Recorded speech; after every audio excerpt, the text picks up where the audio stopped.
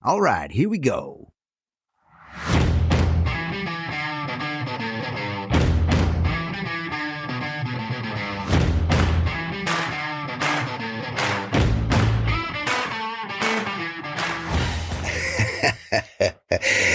Howdy, this is The Right Questions, the podcast that helps you get paid to do what you love and stay sane in the process. And that's the question, isn't it? How do I stay sane in the process? I just want to get paid to do what I love. I just want to do what I love and then get paid for it.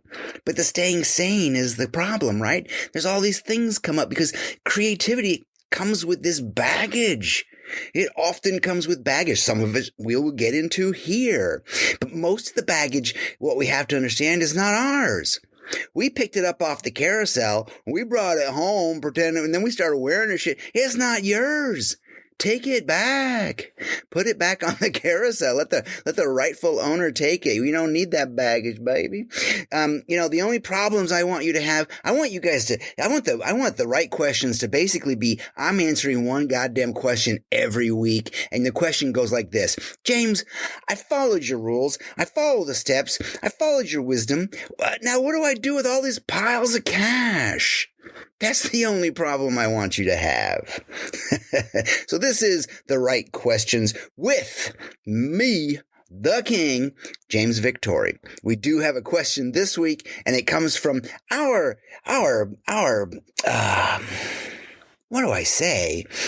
A true follower, a true believer, and a great guy to boot, Ray.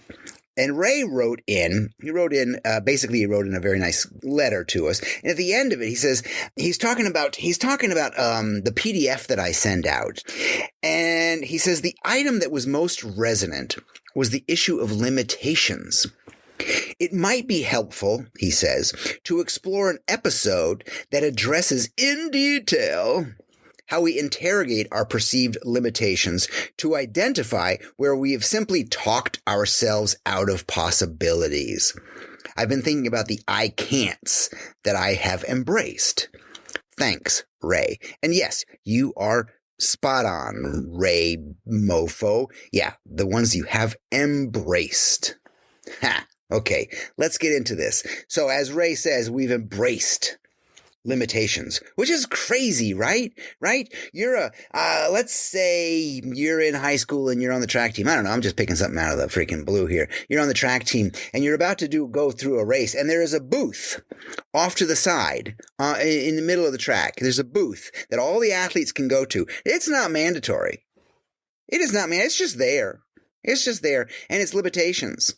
It's like you can run the mile with your hands tied behind your back, or you can pick up, if you're doing the high jump, you can pick up this bag of pebbles and put them in your shoes, right? We can accept these limitations. They're not mandatory. They're just like, hey, I thought that'd be fun. I'll race the mile, with my hands tied behind my back. Right? They're limitations that we're braced. Limitations are given to us. We don't own them. They are not ours. Your limitations are not yours. I find myself going over this a lot.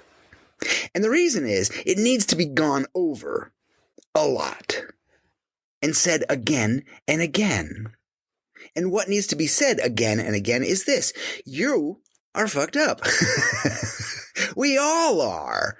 We've all embraced at some point in our lives, some in the crib, some early on when we were growing up. Oh, Jimmy, be careful, please don't hurt yourself. So of course you grow up very cautious. Or in high school, people start teasing you about your nose or your butt. So of course that becomes a thing. Or in college, or in your first job, you get the shittiest boss in the world, and now you're hobbled. He's given you some limitation. Like, that's not how we do things around here, little girl, right? This bullshit. So you're fucked up, because we all are. We're handed some malarkey and other people's crazy ideals and crappy attitude, or their anger, or their lack of sensitivity. Or how about this? They taught us impatience when they were trying to teach us to fish. So your fears and your self-doubt, they're all someone else's fears, someone else's limitations. They were probably trying to protect you, all well and good, just trying to keep you in the fold, as they say. But they were handed to you. Your limitations were handed to you by people in your past. Some caregiver or teacher or some dumbass uncle who basically just gave you bad intel. And since then, these have become the pre-recorded voices of failure, of procrastination, of stopping before you start. The pre-recorded voices of failure and limitations that we listen to. The ones we have to tell to fuck off. Right? They're the voices that tell you you're bad at math. Well, I have my own business, but it doesn't go very well because I'm not good at dealing with money. No. In reality, math was just never presented to you. Handling money was never presented to you correctly or logically or in a meaningful way. So we keep getting in trouble. We keep stumbling over ourselves and we say, well, I'm just not good at math. It's not true. Being not good at math is not a genetic trait. It just means you ain't learned it properly, son. You see? For me, reading and writing, forget about math. Yeah, for me, reading and writing was like that. I hated it. Now I proudly put author. I feel like a fucking charlatan, an imposter, right? I put author in my bio. You know, writing was almost presented as something difficult that I'm not gonna like, and I just have to suffer through. You got to write one page, right? You remember that? Writing one page, and you'd write huge letters. Try to just figure out creatively. Brilliant. You're creative. I applaud you. But how to not do it. How to do it without doing it. I never even knew how I was supposed to learn. Or, how about this, that I could actually have fun and enjoy it, even though I tried again and again. I'm like, how do I fit into this? How do I get in there? I remember in middle school, I think I had to or I chose to write about Shakespeare. And I referred to good old Willie Shakespeare, using those words, good old Willie. And I got a talking to about respect. Respect for William Shakespeare. Really? Really? I'm fucking trying to create over here. Don't give me your respect for dead people bullshit. Come on. Don't tell me good old Willie Shakespeare didn't have a sense of humor. I read his stuff, or at least tried to get through it. I don't know what language that's in. Sounds funny to me. Listen, here it is. You are clear of heart, and you have the best of intentions.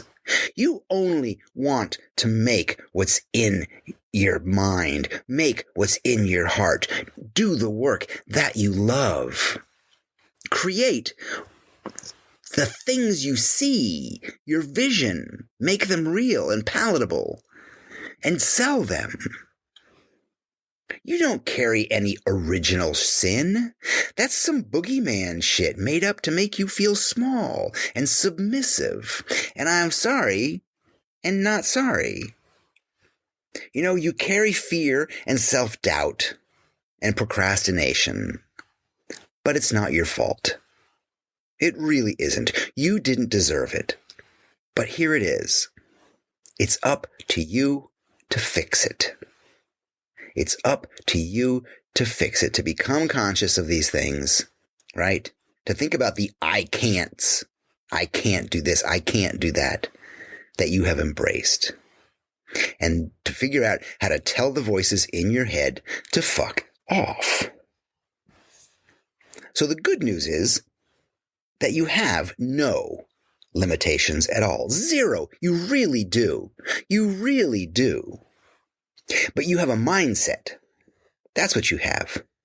You have a mindset, and a mindset can be changed. Your mindset is basically a system of thoughts, and you can change your thought, right? You can have different thoughts. Oh, I thought that was sharp. Look at that. It's not. Right? You can change your thoughts. You can change your mind. But you have a mindset that sometimes whispers, I can't. You can't. You can't get paid for that. Nobody wants that. But that's a lie. And it's not your voice. So you gotta not listen to that shit. But you have a mind. And how about this? What about this? Think about this. You ever thought about this? I think about this. What if your mind was developmentally changed? What if you had your limitations chemically removed? What if you could move forward with no anchor dragging behind? What if you could run freely with no weighted vest or no blinders on? And here I enter former teenager, because she's like 20 now, and climate activist, Greta Thunberg. You've heard of her, right? Greta Thunberg, and I'm using air quotes again, suffers, I'm using that again, air quotes, suffers from Asperger's and OCD and selective mutism, right? So her senses are interrupted. So therefore, she doesn't have the fears and stoppages that you have. She says that at one time, she felt that her Asperger's and OCD were limitations. But she doesn't see it as an illness. She sees it as a superpower. It frees her from the worries and bullshit that we have. She don't give a damn. She doesn't accept the limitations that we do. She says, I think I see a better way. I'm going to carry this through. She gets an idea in her head and follows it to its conclusion. That's beautiful. It's also dangerous, which is beautiful, because creativity is dangerous. It's supposed to be. That's its job. It's true that there are incredibly special and talented people out there. We'll use the word gifted. I think you are gifted. Ray, Dan, Steve, Suzanne, everybody out there. I think you're all gifted, quite frankly, and super talented. But there are geniuses out there, people who are just like, they're born to do their job physically or mentally. There's like Michael Jordan or Albert Einstein.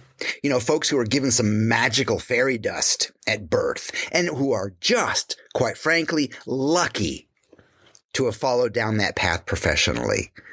There are other ways that Einstein could have fallen, right? With the wrong parents or a school that actually did understand him. Or Michael Jordan could not have had, the family that he had to support, or he might have been born in a different neighborhood, right? Just these different things that happen to us. So we're lucky that we can do these things and all the stars align. But I am sure there are hundreds of Michael Jordans or good old Alberts, good old Alberts out there who just didn't get or make or were never given the chance. So their gifts never developed. Most of who we see as the greats are just people. They're just people, and we see it in their lives. We watch these billionaires. I follow a couple of billionaires on Instagram, and I see how flawed and how I'm like, oh my God, he's just human. He poops. Oh my God, she made a blunder. They're just human. They're just people, just like us, just like you. They've made or created chances for themselves. They've failed. They have limitations, sure, but they found ways around them. They don't accept that they can't.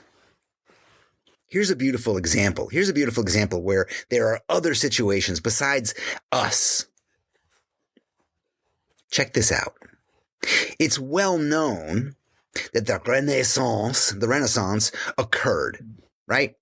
And that had massively gifted and talented artists and architects and stonemasons.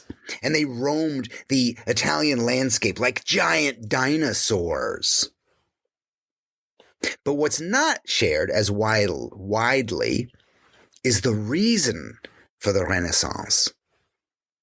The reason that these creatures existed. And the reason is that the Renaissance was funded financially by the Medici family of bankers. Right? The Medicis, God bless them, had a vision, a mission for the arts and for philosophy, and saw art as education.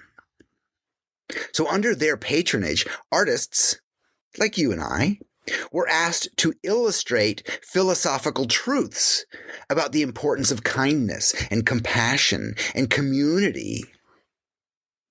They promoted in their work serenity and glorified the best qualities of statesmanship and good leadership. Because that's what their supporters, their patrons, paid for. So these people were given a lot of elbow room to create. These are very romantic ideals, right? That a client would come to you and say, I want to replace all the billboards in New York or California. I want to replace them all. We're just going to pay. We're going to outbid everybody. And we're going to illustrate philosophical truths about the importance of kindness. How awesome is that? That's what they did. With designers, with illustrators, with artists, these beautiful romantic ideals. Where are these fucking bankers today? I ask you. Find them. Send them my way. I know I can change the world. Give me a budget. I can change the world. I've done a pretty good job of changing my own little corner with zero budget. So don't tell me I can't. No one fucking tells me I can't. No one tells you can't. So what distinguishes the Renaissance is not a freakish wealth of artistic skill. There's Leonardo and Michelangelo and Donatello and all the other turtles.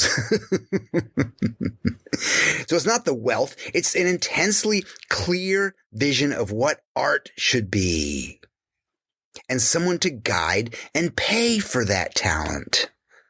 That's how it worked.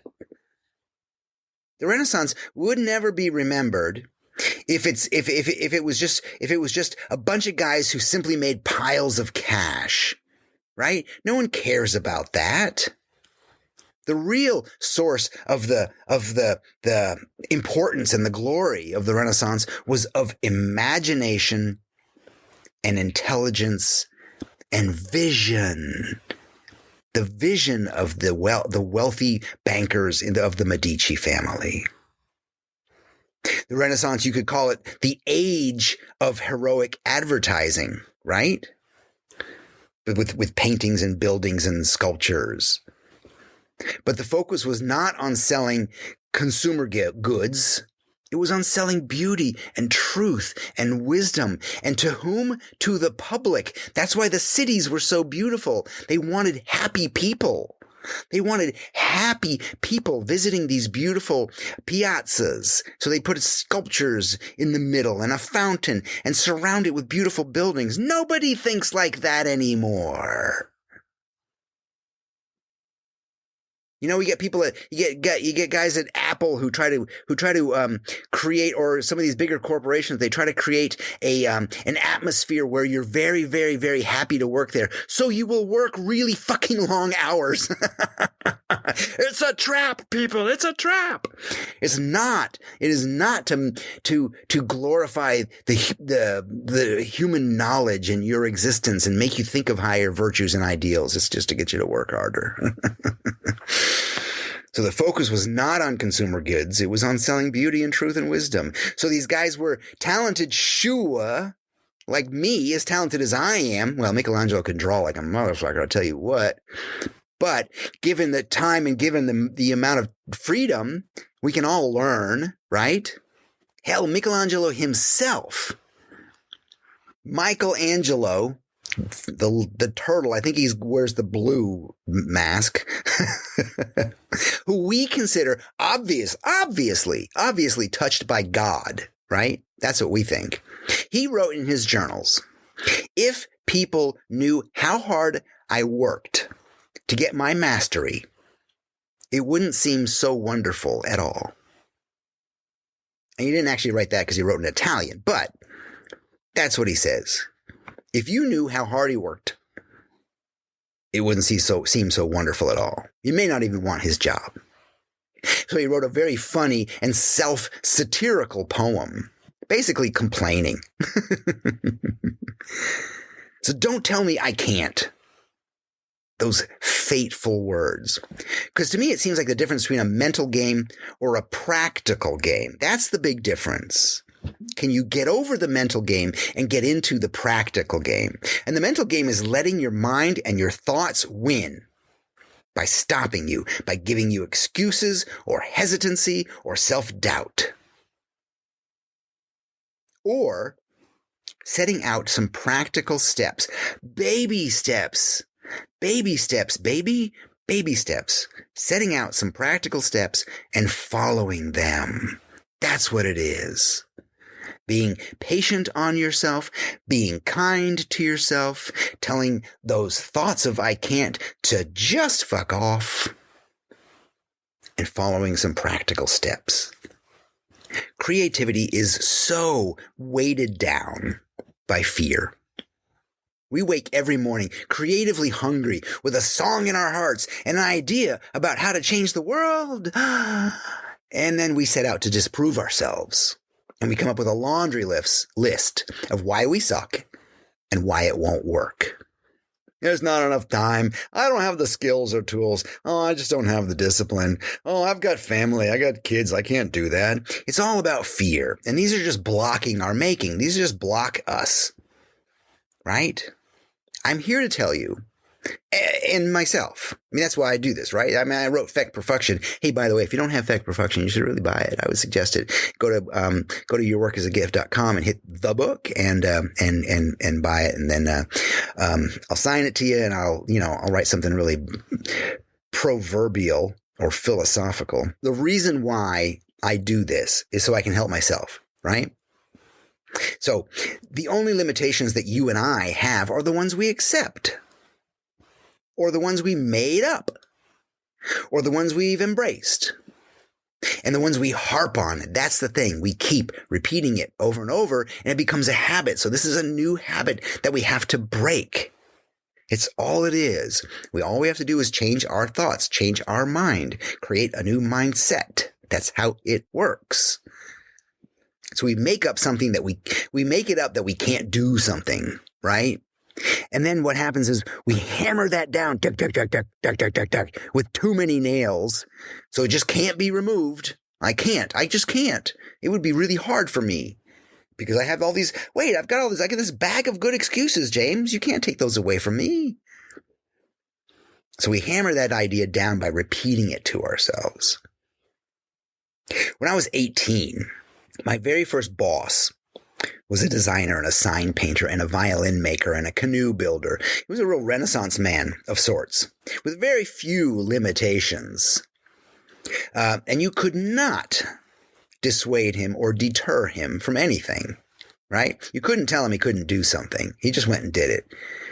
He wanted a violin, so he freaking made one. He was like, birch bark canoe. I saw a picture of one. I think I'm going to make one. Made a birch bark canoe and then went fishing. Should have seen his house. He built it himself. Freaking amazing. I remember once he told me, listen, just go do stuff. If some client comes to you and says, can you paint gold leaf on glass? That's what I need. He said, say yes. And then go straight to the library. Oh, by the way, the library is a big place with books that have, information on pretty much everything. It's kind of like a big fat Google. So he said, go straight to the library, read about it, show up the next day and do it. Right? Do it. Step up to the plate. Step up to the plate. Don't say, I can't. Step up to the plate and fucking swing. Keep your eye on the ball, which means consistency, and swing. And I'm going to leave you with this little reminder about the early American folk tale. I thought it was a book. I thought it started as a book. It became a book. It's an early American folk tale to teach children the value of optimism and hard work, right? Beautiful American ideals, optimism and hard work. And it's called The Little Engine That Could, right? I think I can. I think I can. I think I can. And when he gets to the top and he comes over that crest, he says, I know I can. I know I can. I know I can. Because you can. There's zero reason you cannot. Don't ever tell yourself or anyone else that you can't do something. And tell those voices in your head to fuck off. I'm James Victori. This is The Right Questions. Listen, I want to hear from you guys. Send in your questions. Go to howdy@yourworkasagift.com. Send in your questions. I want to help you. I'm good at my job, right? I love you guys. Good job showing up. Good job learning. I know I can. I know I can. I know I can. That's all you have to know. You guys are awesome. I know I can. And you know what? For you, I know you can too. So let's do this thing. Adios. Bye-bye. Talk to you later.